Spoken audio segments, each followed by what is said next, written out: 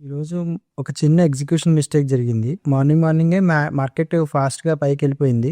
ఇదేదైతే previous resistance ఉందో, ఈ trend line డైరెక్ట్‌గా బ్రేక్‌ఔట్ ఇచ్చిన తర్వాత ఇంకా బయర్స్ వస్తారు కదా! ఈ పెద్ద క్యాండిల్ చూసి. ఇంకా వాళ్ళని ట్రాప్ చేయడం కోసం మార్కెట్ కిందకొస్తది అనుకున్నాను నేను.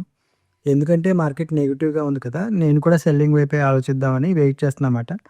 కొంచెం రైజ్ ఆన్ సెల్లింగ్ అనే ఒక మామూలు బేసిక్ టెక్నికల్ అనాలిసిస్ దానివల్ల మార్కెట్ కొంచెం పైకెళ్ళగానే ఇంకా బయర్స్ పాజిటివ్ అయిపోయింది మార్కెట్ అనుకుంటారు. కాబట్టి మార్కెట్ వాళ్ళని ట్రాప్ చేయడం కోసం పైకెళ్తుందేమో అనుకుని పుట్ కొనాలి.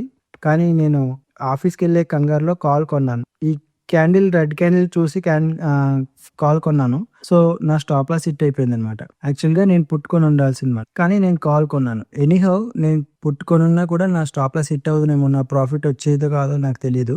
బట్ మార్కెట్ అయితే పాజిటివ్ అయిపోయింది.